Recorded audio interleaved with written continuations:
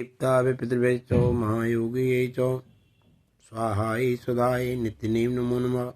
भक्तजनों, सनातन वैदिक पद्धति हमारे पुराणों और शास्त्रों के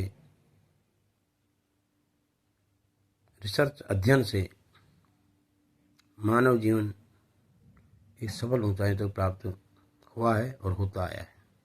भक्तजनों,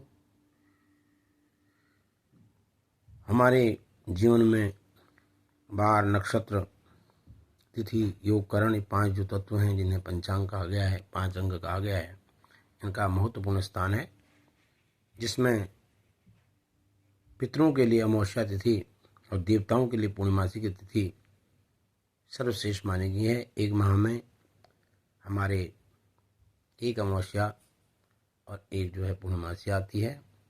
यदि अधिक मास हो, मल मास हो, उसमें एक माह में 2 अमावस्या 2 पूर्णमासी का संयोग बन जाता है।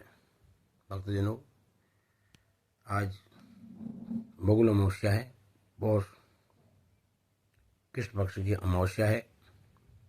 बगुल अमावस्या का मतलब कि हमें बगुली की तरह ध्यान रख करके अपने पितरों का, अपने इष्ट का ध्यान करते हुए स्नान करना चाहिए और पिंडदान, तर्पण दे करके अपने पितरों को तृप्त करना चाहिए।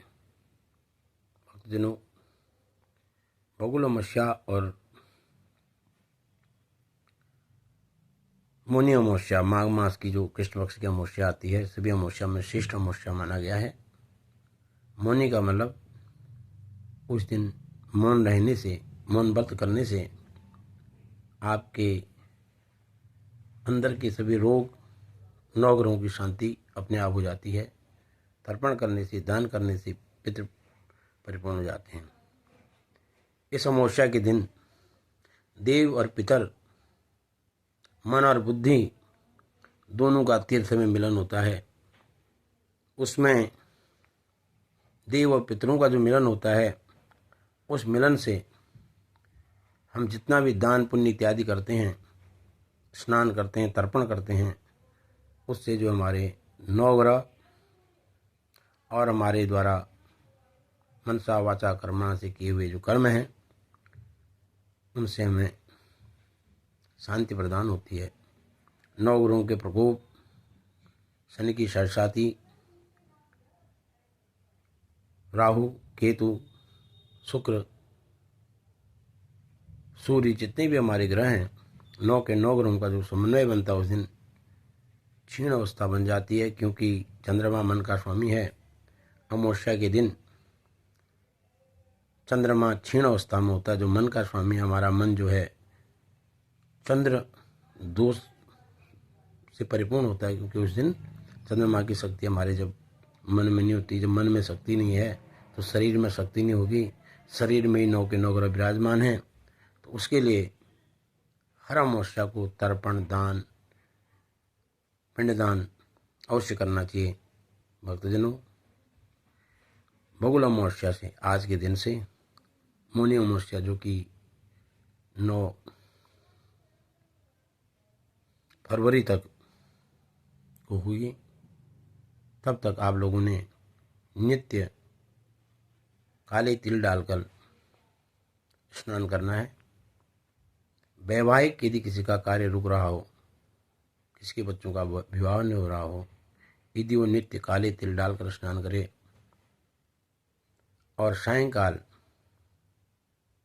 घी का दिया जलाए, तो अति शीघ्र से वैवाहिक सुख प्राप्त हो जाएगा। दूसरा, इस पुण्य पद मास में सूर्य उत्तरायण 15 तारीख को जो है सूर्य उत्तरायण हो जाएंगे। 6 माह के बाद सूर्य भगवान उत्तर की ओर प्रवेश करेंगे, सूर्य की गति बढ़ेगी और साथ में चंद्रमा की गति बढ़ेगी, तो मनुष्य के ग्रहों की गति जो है वृद्धि होगी, जिससे मन उत्तेजित होना, जल्दबाजी करना, अहम आ जाना, इस प्रकार के मनुष्य के अंदर भावनाएं आती हैं।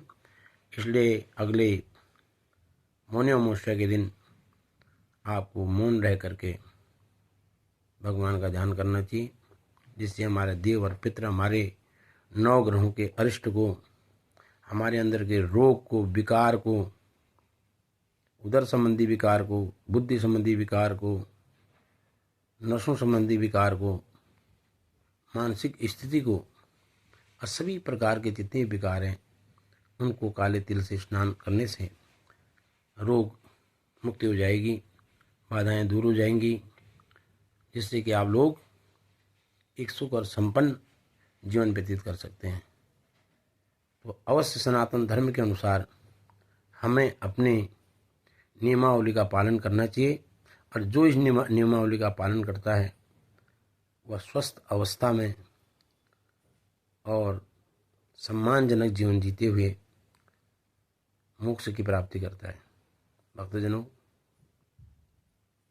हमें जल्दीबाजी करके जल्दी ज़्यादा धन कमाना, अपने को बड़ा समझना, अज्ञानता के कारण दुनिया के नियमावली को अपने आप संभालने से अच्छा अपनी धर्म संस्कृति जिससे पूरा विश्व चलता है उसमें डूब करके कार्य करना चाहिए।